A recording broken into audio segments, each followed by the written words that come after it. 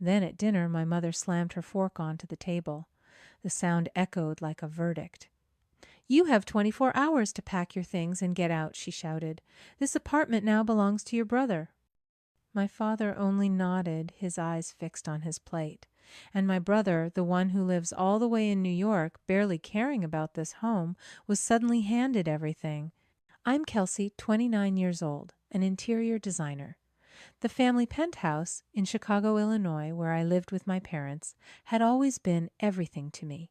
I had poured my heart into this place, believing it would forever be my one safe haven. Every wall, every door carried the weight of my efforts and the dreams I had nurtured for years. Then at dinner, my mother Stephanie slammed her fork against the table. The sound cut through the room like a sentence being passed. "You have 24 hours to get your stuff out," she yelled. "The penthouse is your brother's now." My father, Gregory, only nodded, his eyes fixed on his plate. And my brother Brandon, who had been living far away in New York, barely caring about this home, was suddenly handed everything. Have you ever felt like the invisible one in your own family? Let me know your story down in the comments. I didn't cry. I didn't beg or ask why. The shock was immediate, but it didn't break me. It froze me. It hardened into a cold, sharp clarity. I just nodded, stood up from the dinner table, and walked to my room. I didn't pack a suitcase. I didn't throw clothes into a duffel bag. I sat at my desk and opened my laptop. The screen cast a blue glow on my face, the only light in the room.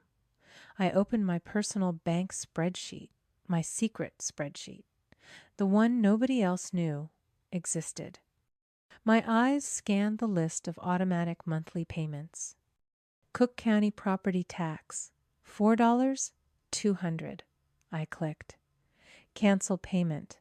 Penthouse Association fees, $2, $800. Cancel payment. Shared elevator maintenance fund, $500. Cancel payment. Building insurance premium. Cancel. Click, click, click. With every press of the mouse, I could feel another chain breaking. This wasn't just my home, it was my burden. The one I had carried alone in silence for 5 years. And they hadn't just asked me to leave. They had replaced me. I picked up my phone. I didn't call a friend. I called Elite White Glove Movers. "Hi," I said, my voice perfectly level. "I need an emergency moving service for tomorrow morning." The man on the other end sounded hesitant, talking about schedules and prior bookings. "This is a high-value job." I cut him off. "I need a full team with specialty equipment. We're moving a Sub-Zero refrigerator, a Wolf Range custom bathroom vanities, and a full living room suite." There was a pause. "That's a significant move, ma'am." "Yes, and I'm paying your full emergency rate, but it has to be done by noon tomorrow." He took the address. He took my credit card number. He promised a truck and a team of 6 at 8 a.m. sharp. I hung up. I looked around my room at the custom-built shelving I had designed and installed myself. I'd add that to the list in the morning. They thought I was just a guest. They'd forgotten I was the one who had rebuilt the castle, and I was about to take every last stone with me. Now, I know what you're probably thinking. Why? Why would I just cancel payments like that? Why would I gut a home I claimed to love? Because it was my last resort. You need to understand what happened 5 years ago. This penthouse, this beautiful, historic apartment overlooking Lake Michigan, was dying. My parents, Gregory and Stephanie, had ignored the bills for years. Not the mortgage, but the crippling association fees and the massive Cook County property taxes. They were on the verge of losing it. A final notice had been posted on our door. The total debt, 100 dows, $50,000. I remember my father, Gregory, just sitting at the kitchen table, his head in his hands, silent. My mother, Stephanie, was frantic, talking about downsizing, about the humiliation, about losing everything. And I, fresh in my design career, just looked at the home I grew up in, and I couldn't let it go. So I stepped in. I told them I would handle it. I drained my savings. I worked 18-hour days taking on freelance projects all night, managing corporate clients all day. For 5 years, I secretly funneled my money into this place. But I didn't just pay the bills. I rebuilt it. I'm an interior designer. This place was my canvas. The old dated kitchen, I redesigned it myself. I used my industry connections to get Calacatta marble countertops for half their retail price. The appliances all Sub-Zero and Wolf secured from a commercial project I managed. I redesigned the bathrooms. I installed the custom built-in shelving. I turned a rotting, dated liability into a multi-million-dollar asset. You might ask, Kelsey, why? Why would you pay $150,000? Why would you invest all your skill without a contract? Why would you pour your life into something that wasn't legally yours? It's a complicated answer. When you grow up in a prison that has no bars, when you're raised on the toxic air of emotional manipulation, the hope of one day earning your family's approval becomes the only oxygen you know how to breathe. My silence, my willingness to pay, it wasn't weakness. It was a survival mechanism. I was trapped in what therapists call learned helplessness, a deeply conditioned belief that no matter what I did, I could never escape my assigned role. I was the carrier. I was the fixer.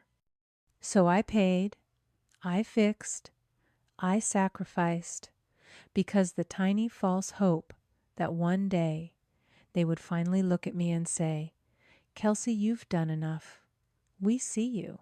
That hope felt easier to live with than the cold, hard truth. That day was never, ever going to come. The elite white glove movers arrived at 8 a.m. sharp. They were fast professional and didn't ask a single question. I stood in the kitchen, holding my clipboard. The Sub-Zero refrigerator, the Wolf range, the built-in Miele coffee maker. They nodded, bringing in dollies and protective blankets. As they began the delicate work of disconnecting the appliances, my phone buzzed. It was a text from my mother, Stephanie. Your father told me what you said. I cannot believe how petty and childish you are being. We let you live in that penthouse for years. And this is how you repay us, by throwing a tantrum and stealing. I looked at the text, then at the movers, carefully maneuvering the 1,000-pound refrigerator I had paid for. I didn't reply. Then my phone rang. The caller ID flashed Brandon, my older brother, the golden boy. I answered, putting it on speaker. Hey, sis. His voice was slick-laced with that arrogant amusement he always used with me. Heard you're redecorating. A little aggressively, don't you think? I'm taking what's mine, Brandon. He laughed. A short barking sound. Taking what's yours, Kelsey. That's cute. Look, Mom and Dad are just trying to be nice. You were never going to do anything with that place. You're a designer, not an executive. You don't need a Chicago penthouse. And you do.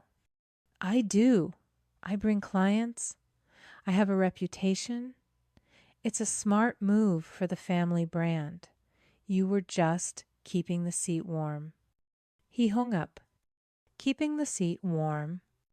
To understand why they could be this cruel, you have to understand the golden child divided by black sheep dynamic.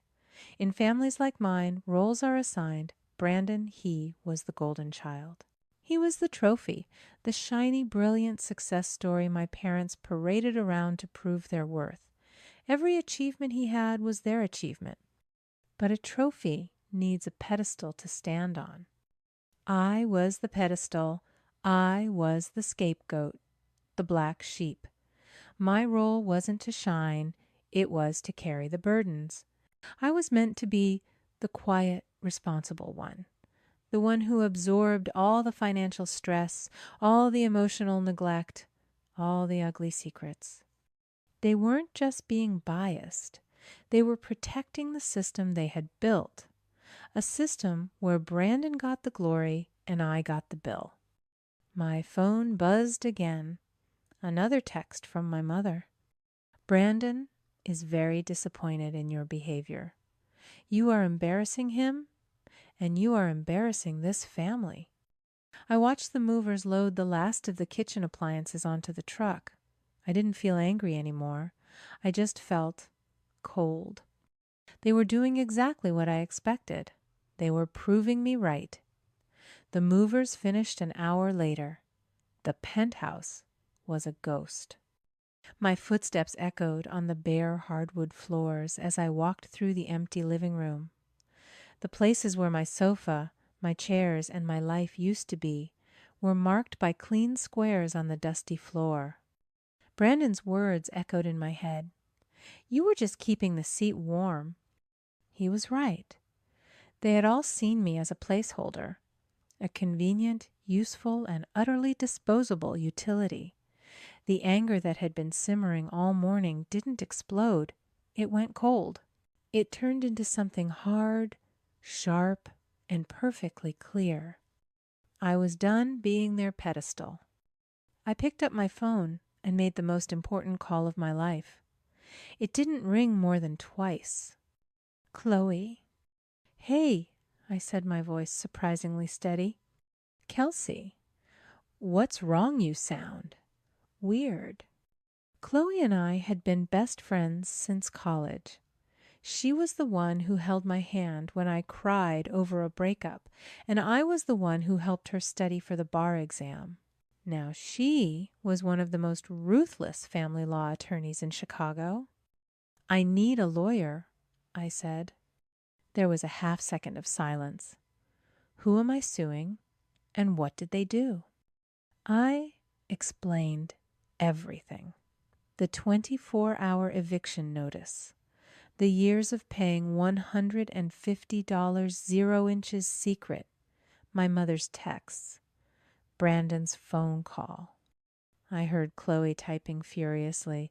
They, what she finally hissed, they are kicking you out of a property you personally saved from foreclosure and giving it to the brother who called you a seat warmer.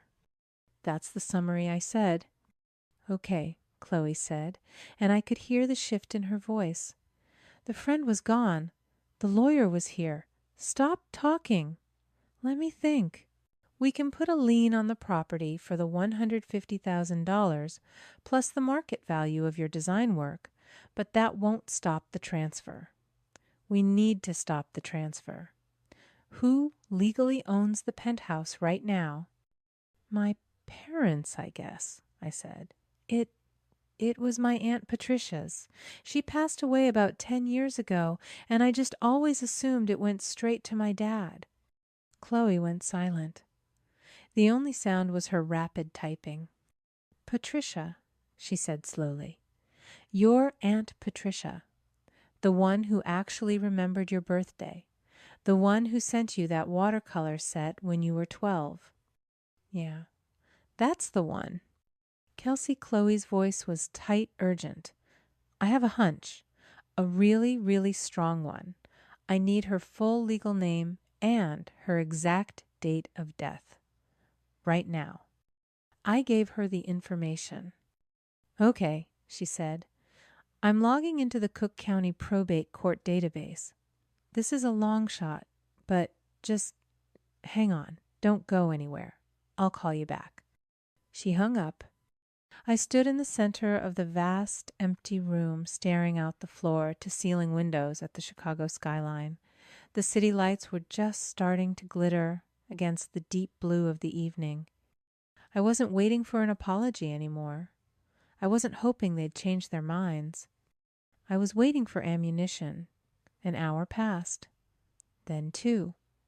The penthouse was dark now, and the city lights of Chicago were a cold, glittering tapestry outside the windows. I was just starting to wonder if Chloe's hunch was a dead end when my phone finally rang. I snatched it up. "Chloe?" "Kelsey," she said. Her voice was completely different. It wasn't the voice of my friend. It wasn't even the voice of a lawyer. It was the voice of someone who had just uncovered a crime. "They don't own it." "What? What do you mean?" "They do not own the penthouse." She enunciated every word. I found it. Cook County Public Records. "Your Aunt Patricia 10 years ago. She didn't leave that property to your parents. She created an irrevocable trust." I sank down onto the cold hardwood floor. A trust. Yes. A trust with one single named beneficiary. You, Kelsey. I couldn't breathe. Your parents, Gregory and Stephanie, were named as trustees. Their only job was to manage the property and pay its expenses until the beneficiary's 30th birthday. "Kelsey, when is your birthday?" It's in 4 months," I whispered. "Exactly," Chloe said, her voice sharp with fury. "In 4 months, the trust dissolves and the asset transfers completely and totally to you." They knew this. They had to have known. They were trying to sell the property out from under the trust, cash it out, and give it to Brandon before you ever gained control. This isn't just a family dispute, Kelsey. This is trust fraud. This is a felony. The world just stopped. Imagine for a second what would have happened if my Aunt Patricia hadn't had that foresight. What would a world without her protection look like? The answer was simple. I would have lost everything. I'd be on the street. My $150,000 would be gone vaporized. I would have no legal recourse, no claim, nothing. They would have sold the penthouse, handed the millions to Brandon, and I would be left with nothing but the shame of being thrown away. Aunt Patricia's final act wasn't just a gift. It was a rescue. It was a legal time bomb set 10 years ago, designed to go off at the exact moment I needed it most. And I was not going to let her sacrifice be in vain. Chloe and I were waiting. The penthouse was silent, vast, and completely empty. The locks had been changed 3 hours ago. All the art I had hung was gone. All the custom furniture I had sourced was gone. All that remained was the echo of what had happened. We heard the elevator ding, followed by my father's loud, confident laugh. I heard Brandon's voice, smooth and arrogant, clearly schmoozing. And the view of the lake from this terraced gentleman is truly one of a kind. You won't find another property like it in Chicago. They were here, my family and Brandon's investors. I heard a key slide into the new lock. It turned. It stopped. It turned again, jiggling. Silence. Then a frantic, angry twisting. "What the hell?" I heard my father Gregory mutter. The keys stuck. "Just use yours, Dad Brandon," said his voice tight with annoyance. More fumbling. "Mine isn't working either. What is this?" Then the pounding. A loud, authoritative knock that expected to be obeyed. "Kelsey," my father bellowed, "I know you're in there. Open this door." I walked across the empty floor, my footsteps echoing. I took a breath, looked at Chloe, who just gave me a firm nod. I opened the door. My father, my mother, Stephanie, and my brother Brandon stood there frozen. Their faces were a perfect snapshot of confusion turning to embarrassment, turning to rage. Behind them stood 2 men in expensive suits, the investors looking utterly bewildered. They stared past me into the vast, empty penthouse, the bare walls, the empty kitchen missing its sub-zero refrigerator and wolf range, the missing Calicotta marble, the holes in the ceiling where my custom light fixtures used to be. Kelsey. What is the meaning of this? Gregory finally managed to sputter. Where is everything? We have guests. What have you done? Welcome, I said, my voice colder than the Chicago wind. I believe you're trespassing. Trespassing, my mother Stephanie shrieked. This is our home. Is it? Chloe stepped forward from the shadows, holding a thick legal envelope. Mr. and Mrs. Henderson, I'm Chloe, legal counsel for the sole beneficiary of the Patricia Ellington Trust. You are being served. She handed the cease and desist and the notice of trust enforcement to my father, whose hands were shaking as he took the papers. I turned to the two investors who were already backing toward the elevator. Gentlemen, I sincerely apologize that you've wasted your time. I said, my voice clear and strong. This apartment was never theirs to sell. I looked straight at my father. It's mine. You could see the moment the realization hit them. The moment they understood they weren't just caught, they were trapped. You knew, Stephanie whispered, her hand flying to her mouth. She knew, I said. I walked to my old room, grabbed the single item I had left behind, and walked back. It was the old creased letter from my Aunt Patricia. I handed it to my mother. She knew you would do this. She always knew. My father was white-faced, staring at the legal documents. Brandon was speechless, watching his free penthouse and his big payday evaporate in real time. You have 24 hours, I said, my voice, leaving no room for argument to remove your personal belongings from my apartment. And for the first time in my life, I closed the door on them. The legal battle was short and brutal. They didn't have a leg to stand on. My parents were charged with trust fraud and faced severe legal consequences. I sold the penthouse. It held too many bad memories. The beautiful view of Lake Michigan was tainted by the echoes of their betrayal. It was time to let it go. With the $150,000 I had paid now, recovered from the estate, and the proceeds from the sale, I left Chicago. I moved to Austin and opened my own interior design studio. It's called Patricia Designs. It felt right. My family was completely cut off. They lost the apartment.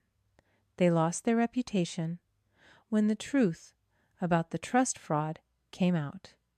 They lost me. Brandon, I heard, had to crawl back to his job in New York, his big deal having spectacularly blown up in his face. The other day, I hung the final sign on the door of my new studio. I stepped back onto the sidewalk, looking at the name etched in the glass. I felt the sun on my face, and for the first time, I smiled. A real, actual smile. It was the feeling of peace. I'm often asked if I regret it, if I regret losing my family. But the truth is, you can't lose something you never really had. This is my letter to anyone who has ever felt like they were on the outside of their own family, to the person who is always trying harder, loving, stronger, and getting less in return. Hear me. Your value is not determined by their refusal to see it. Stop burning yourself alive to keep people warm who don't even notice you're shivering. It is time to build your own warmth. If this story resonated with you, please share it.